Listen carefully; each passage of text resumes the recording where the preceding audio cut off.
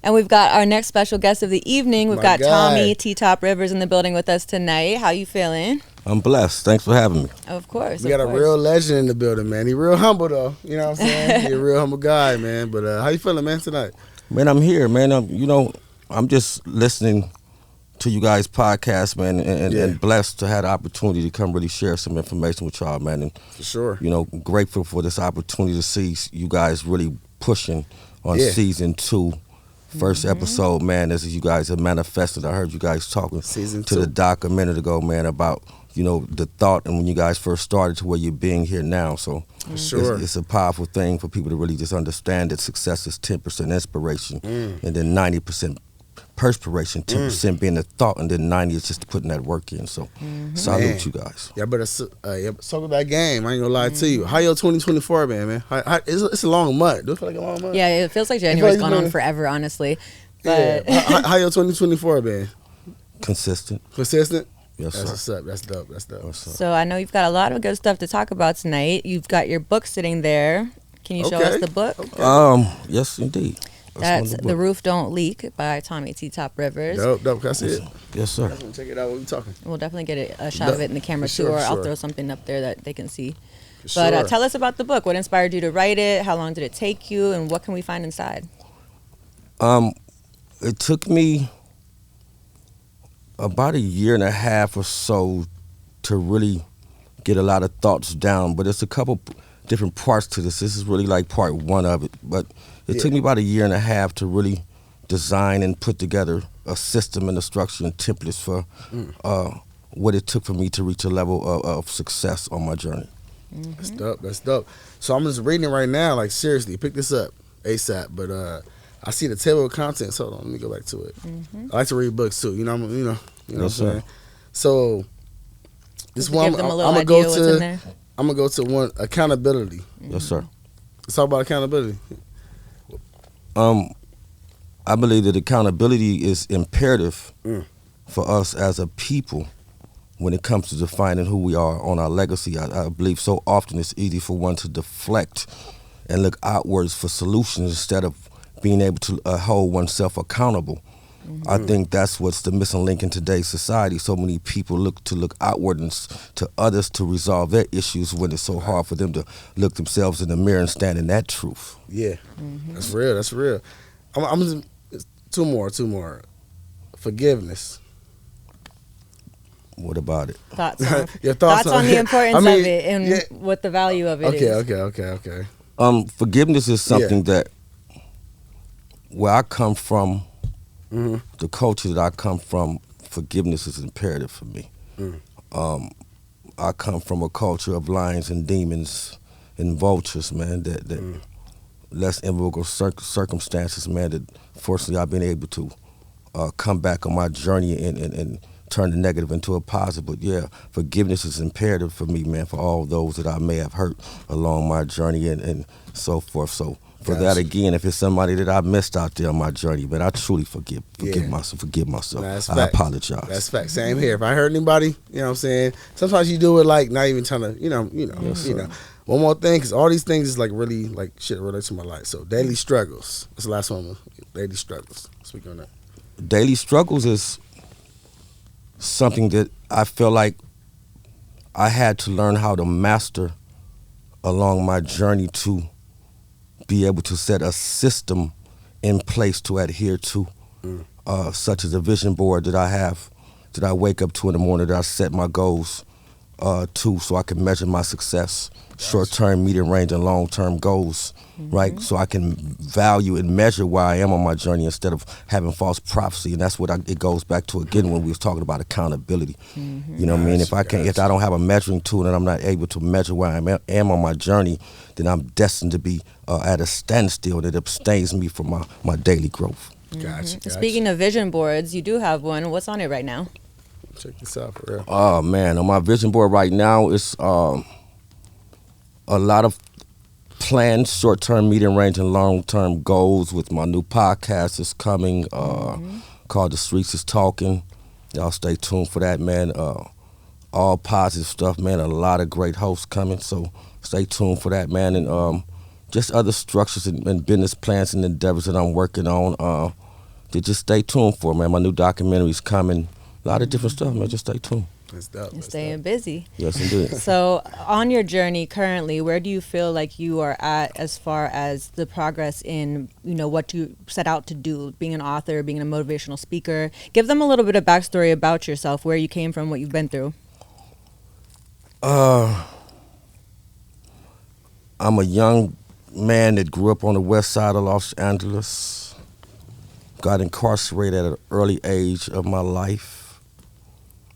Spent 10 years in prison, 9 years, 7 months. Came home with a calling on my life. Got a job working for Hall of Fame football player Jim Brown. Worked with Jim with the American program, traveled with him to different states, teaching the American curriculum, 15 chapter, dealing with the responsibility of self-determination. Goes back to accountability, y'all. And currently I've been working with PCITI Bill program under the leadership of Bakil Bashir, also with Pete Carroll, Seattle Seahawks head coach, where we started a better LA. The county, we got a new contract with the White House under the Biden administration. Okay. Talk about it. Dealing with intervention prevention. I come from less immovable circumstances, man. A kid who realized that we're not beasts of destruction, yet creatures looking for a better way. And I had to just find a plan and a system in a world that really didn't give me a chance. And I created a plan, and that's what's in that book, to follow a script in order to be successful, man. So that's where I am. That's what I'm working on, man. That's, you've come quite a long way. I'm blessed. And I'm proud of you. That's dope, man. But with that said, too, tell us a little bit more about PCITI and the work that you do with them and what they do. PCITI is Professional Community Intervention Training Institute. My job is on Vernon and Normandy, the first black fire station in Los Angeles. We train intervention prevention workers, a lot of the homies is in the communities, to get their credentials, to be certified, to do the work of intervention prevention. We have now found a way under Professional Community Intervention Training Institute to professionalize the work that we do. And we have the same protocols that public safety have when it comes to situations and dealing with that, to where we had to create a building, a movement to learn to have law enforcement, everybody respect the work that we do as far as saving lives and giving back into our communities. Dope. I got a question for you. How you feel about this world in general? Like, where we headed? Like, where you feel we headed? Because with social media, wars going on, COVID just happened, monkeypox. I don't know what happened to monkeypox. You know what I'm saying? Like, where do you think we headed though? Like, Well, next 10 years. I think let me say this to us. I think that you guys was talking about something and really didn't go deep on it a minute ago about algorithms and social media and things of that nature. Yeah. I think it's really important to understand that one of the greatest things that God gave us was an imagination and to create something inside of ourselves that creates a prophecy or something that we fulfill based on our actions. But social media has been a tool that has rocked us to sleep to where we are no longer focused on oneself, but caught off in a lot of nonsense and sophistry to where we feel like it's important for us to have value upon somebody else valuing us instead of the work that we do for selves and the people around us. And then one thing that's really important, if I even change that, when we talk about algorithms and social media and all these different platforms that have become a distraction to our own selfish pleasures, China runs our algorithms. That part. That's deep. So go to China and ask me what you see on your Facebook and social media threads. And Blueface, I'll and tell you then that go to much. China and tell me what they're learning and what they're teaching in their cultures. So when you look at America and the state that we are in, one of our biggest competitors is China. Why? Sure. Because at 7, 8 years old, they're teaching their kids how to become engineers, right? Educating them. So the difference between China and America at this present stage, like, we live in a microwave era where we want everything fast. If my child says, "Daddy, I want a train for Christmas," right? We're gonna go buy the train for him. In China, a child says, "Mom, Dad, I want a train for Christmas." They're going to go buy the train where they have to assemble the train, put it together, understand what it means to put that, right? So you're building consumers versus entrepreneurs. So we have to get back to the mind state of really understanding the true essence of who we are, or do we let the hunter get captured by the game? Damn, man. Bars. If y'all don't get this book, man, Some the gems roof in don't there. leak. But no, I think you're right about all of that. And as far as social media, it's kind of a tool that can be very helpful or very destructive, just depending on the way you use it. And like for me myself, like I really kind of, how do I say, like filter what I follow, because I want to get on there and see like, you know, funny cats and like you know, music and stuff I like. But like if you don't really curate it, you'll fall into that, having the feed of negativity and pictures of, you know, of people being bombed and things of that nature. Like we've seen some really horrific stuff on social media from the wars lately. Even the people you follow, I don't know if you noticed, but even the people you follow, they can like something, you'll see them like then it's so kind of diluted or not diluted, but it like has spilled over into yours or whatever. So, but with that said though, social media, speaking of it, you did have an interview the other day on Clubhouse. Tell us a little bit about that, how that went. It was an interview. Shout out to my boy Deuce M's Yael over at Clubhouse, man. It just has a new podcast, Keyways and Damu Conversation. I was just blessed to do their first episode of their spinoff from their other show. It was a good show, man. I think if I'm gonna come on and I'm gonna speak truths and facts. I don't like to really get on and deal with all this nonsense that these cats talking about, because real ones moving silent. But I felt like it was important to address some issues about the slandering of one of my Keyway homeboys, Big U, and the work that he does and some other things. And you know, and it's been a lot of cat that's been trying to control narratives when it comes to us as a culture and as a people. And there's a lot of false narratives that social media and these dudes have created that make people think that there's some soft stuff going on in Los Angeles. But please understand that's not true, y'all. So don't get caught up on the nonsense. It's really real out here. Sure. But people know how to disguise themselves, so I'll leave it like that. For sure. Yeah, and the Clubhouse interview is available to be heard, right, on YouTube? Yes, on Clubhouse and YouTube, Keyway Damu Conversation. Whenever we post this up, I'll add the links for you guys to check it out. And also his YouTube channel. Like, this dude got a lot of game, like real shit, like tap in with him. But I heard like it was 3 words, like move in silence. Can you speak on that? Like real talk. A lot of people don't know. Hey, this generation loud. Everybody gonna be flashy. Well, you know what I'm saying? Well, I think you guys kind of said it best, that understanding what Instagram and stuff is for.